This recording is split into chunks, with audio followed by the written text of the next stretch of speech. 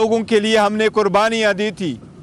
हम अदलिया से तवक्को करते थे कि जितना मर्जी हो प्रेशर हो, अपने ओहद का लिहाज करते हुए वो इंसाफ के तराजू को अपहोल्ड रखेंगे, लेकिन आपसे मायूसी हुई है। ये एक ऐसा केस है जिसके न सर है न पाँव। ये वो केस है जो फ़कत एक सियासी मुखालिफ ओन चौधरी के बिना पे डाला गया था। मौलवी ने खुद एडमिट किया कि ओन चौधरी मुझे उठा के लेके आया। उसका अपना मौलवी ने खुद एडमिट किया कि ओन चौधरी मुझे उठा के लेके आया। उसका अपना फितवा यही है कि इद्दत कब पूरी हो जाती है। जज साहब ने ये कहा है हमें कि बर्डन किस पे था, इस बातों पे नहीं जाते। लेकिन आप लोगों ने देखा हिस्ट्री में 2 दिन के अंदर अंदर 14 घंटे हेयरिंग करके ट्रायल कंप्लीट किया गया। हमें एविडेंस प्रोड्यूस करने नहीं दिया गया। हमें एविडेंस क्रॉस एग्जामिनेशन के वक्त दिखाने के लिए नहीं दिया गया।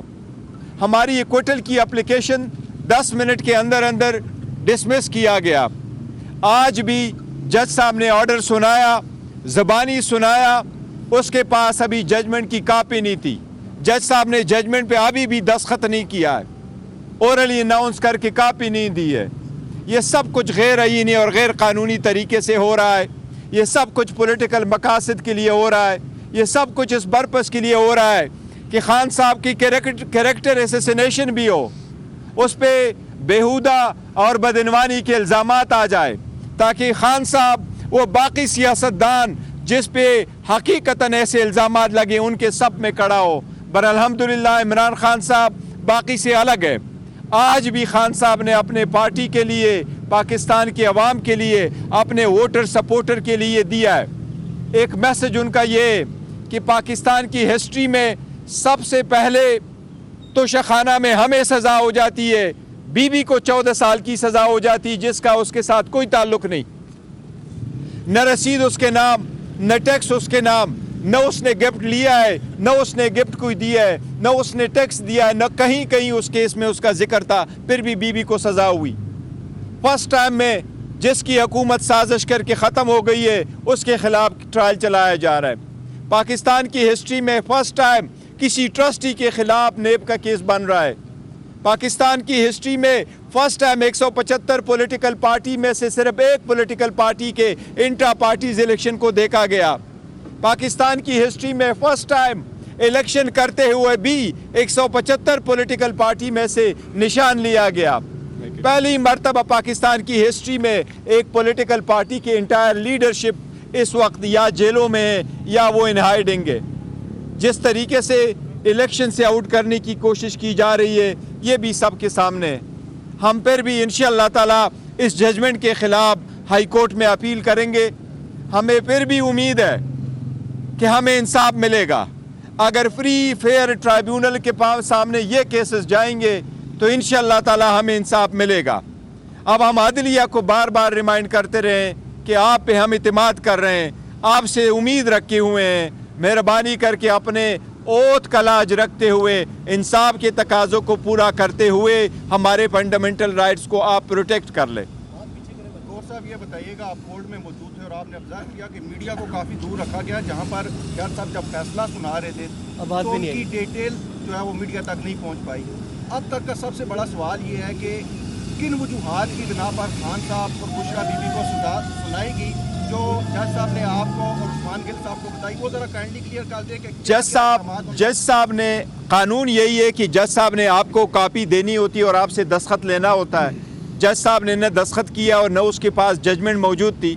उसने ज़बानी हमें ये कहा कि आपके पास जो रिलायंस है कि सुप्रीम कोर्ट के जजमेंट के मुताबिक इद्दत की 39 दिन है, चूँकि वो जनरल किस्म का लॉ है, उसमें स्पेसिफिक नहीं है बल्कि और सर्कमस्टांसेस हो सकते हैं, तो इसलिए एक तो ये वजह उसने बताई है कि वो जजमेंट अप्लीकेबल नहीं है। दूसरा उसने कहा कि आपने जो अपनी 342 की स्टेटमेंट में लिखा है तो आपने दुआ के लिए आपने सेकंड फंक्शन जो है वो एक्सेप्ट किया है। हमने कोर्ट को ये कहा था कि इद्दत के बाद की पीरियड में 1 जनवरी को निकाह हुआ है, اور خان صاحب نے اپنے بچوں کو اعتماد میں لینے کے لیے اور اعتماد میں لینے کے بعد ایک سیکنڈ فنکشن ہم نے فیملی میں ارینج کیا تھا. جس طرح رخصتی ہوتی ہے تو ہم نے وہ فنکشن ارینج کیا ہے, لہٰذا وہ بچوں کو بتانے کے لیے تھا اور ان کو اعتماد میں لینے کے بعد ہم نے کرنا تھا. تو دعا کے لیے فنکشن ارینج ہوا ہے, اس میں نکاح نہیں ہوا ہے, کیونکہ نکاح کے لیے نکاح نامہ بھی ایک ہے اور اس کا کوئی دوسرا ثبوت نہیں ہے کہ جس میں نکاح پڑھایا گیا ہو. لیکن اس فنکشن کو جج صاحب نے کنسیڈر کیا کہ یہ نکاح ہے, تو اس نے کہا میں نے اس کو کنسیڈر کیا کہ یہ دوسرا نکاح اس ڈیٹ کو ہوا ہے, تو پہلے والے کو میں نے سیکنڈ میرج کو میں نے ویلڈ کنسیڈر کیا اور پہلے والے کو میں نے انویلڈ کنسیڈر کر لیا. لہٰذا میں 7 سال کی سزا دیتا ہوں, 5 لاکھ روپے کی جرمانہ کرتا ہوں اور جرمانے کی عدم ادائیگی میں 4 مہینے کی بھی سزا دیتا ہوں. اور میں نے ان کو یہی کہا کہ آپ نے مایوس کیا اور جو سزا بھی آپ نے دی ہے وہ میکسیمم سزائیں دی ہے. ہمیں نیب میں بھی سزا ہوئی تو میکسیمم, دوسری جرم میں سزا ہوئی تو میکسیمم, اس میں بھی سزا ہوئی تو میکسیمم. ججز کو جلدی کتنی تھی وہ سب آپ لوگوں نے دیکھا, اور آپ کی پارٹی کے آج میڈیا کو بھی اس کونے میں نہیں رکھنے دیا گیا جس میں میڈیا ہوا کرتا ہے. لیکن دس is how it works.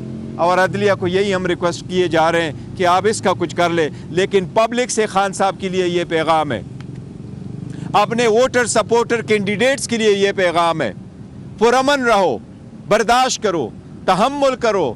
Khan صاحب کہہ رہے ہیں 1000 سال میں نے یہاں رہنا ہوا تو میں رہوں گا, میں نے انشاءاللہ ڈیل شیل کوئی نہیں کرنی. اگر کرنی ہے میری ڈیل تو پاکستان کی ترقی کے لیے میں نے ڈیلیں کرنی ہے, پاکستان کے مفاد میں کرنی ہے.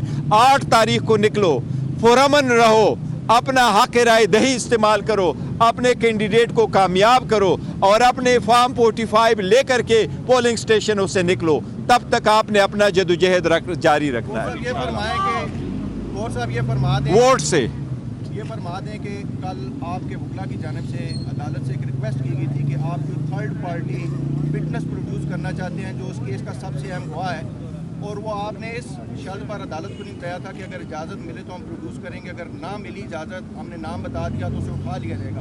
اب چونکہ فیصلہ آ چکا ہے تو آپ کلیئرلی یہ بتا دیں کہ وہ کون سا ایسا اہم وٹنس تھا جسے عدالت پیش نہیں کرنے دیا. دیکھیں ہم نام نہیں بتا سکتے بیکاز اس وقت جو سختیاں ہو رہی ہیں تو ہم چاہ رہے تھے شاید ان پہ پریشر ڈالا جائے, ان کو نقصان پہنچایا جائے. بٹ جج صاحب کو ہم نے کہا تھا کہ ایک گھر کے ملازم کو لایا گیا ہے تو ہم بھی ایک اور وٹنس لے کے آنا چاہتے ہیں. گھر میں ایک بندے تو نہیں تھے, اور بھی لوگ تھے, تو ہمیں بھی اجازت دے دے کہ ہم بھی صرف ایک بندے کو لائیں اور وہ ٹیسٹیفائی کرے اس نے کیا دیکھا ہے. اور جج صاحب سے ہم نے یہ ریکویسٹ کی کہ اگر ان کا ملازم آ کر کے یہاں ٹیسٹیفائی کر سکتا ہے, اور عدالت کو تو آج بھی عدالت نے 3 بجے, ہم نے ان کو کہا تھا ہم 9 بجے اپنا ایویڈنس پروڈیوس کر سکے, لیکن ہمیں اپنے گواہ پیش کرنے کی اجازت نہیں دی گئی. This is how this trial has been completed. Thank you. جی, اس فیصلے کے بعد ایک سوال اٹھ رہا ہے کہ اب بشرا بی بی اور عمران خان کا نکاح جو ہے وہ ٹوٹ چکا ہے, اب وہ نیا نکاح کریں گے؟ نہیں, دیکھو وہ جج صاحب نے نئے نکاح کی ضرورت نہیں کہا, یہ وہ ویلڈ ہی ہے اور میں نے اس کو ویلڈ ہی کنسیڈر کیا, اس کی ضرورت نہیں ہے. البتہ جو بیوی کو رکھا ہے وہ گھر میں, ہماری تو ریکویسٹ یہی ہے اور ہم اپلیکیشن بھی موو کریں گے کہ آپ نے بیوی کو کیوں رکھا ہے بنی گالا میں. اس کو تو آپ نے ایک کمرے میں رکھا ہے, بند کمرے میں رکھا ہے, اس میں سے ایون اپنے کچن جانے کی اجازت نہیں ہے, اور اس کے سارے شیشے بھی کالے کر دیے اور صرف ایک ہی کمرہ چھوٹا سا ان کے لیے رکھا ہے. تو ہماری ریکویسٹ بھی یہی ہوگی, ہم کورٹ میں بھی جائیں گے کہ ان کو بے شک باپ واپس اڈیالہ ہی لے آئیں. انشاءاللہ تعالی ہائی کورٹ میں موو کریں گے اور بہت جلد موو کریں گے. جو ہائی کورٹ کی اگر چھٹیاں نہیں ہے تو انشاءاللہ نیکسٹ ویک میں کریں گے. چیئرمین ہے, کل خان صاحب نے بھی اعتراف کیا کہ بشرا بی بی کے ذریعے رابطے کی کوشش ہوئی, تو اسی رابطے کی بنیاد پر یہ ایک عام بات بال چل رہی ہے اور سوشل میڈیا بھی کہ رابطے کے لیے بشرا بی بی کو بنی گالا لے جایا گیا, اور اب چونکہ وہ ڈیل میچور نہیں ہو سکی تو آپ اس لیے یہ ڈیمانڈ نہیں, اسی وقت بھی ہم نے کہا تھا کہ ڈیل کی وجہ نہیں, ہماری پہلے سی اپلیکیشن گئی تھی کہ اس کو بنی گالا میں رکھ لے, خود انہوں نے کر دیا تھا, اور نہ ڈیل کی وجہ سے یہاں اور وہاں جاننے میں کوئی ڈیل کی وجہ سے نہیں ہے. تھینک یو جی, thank you. P T I کے رہنما گوہر جو ہے میڈیا سے گفتگو کر رہے تھے اور کی جانب سے یہی کہا جا رہا تھا کہ ہم اپیل کریں گے ہائی کورٹ پہ. اور آپ کو بتائیں کہ چیئرمین پی ٹی آئی جو ہے وہ میڈیا سے گفتگو کر رہے تھے اور کیس سے متعلق جو ہے بات کر رہے تھے. ان کی جانب سے کہا گیا کہ کراس ایگزامینیشن کا موقع نہیں دیا گیا.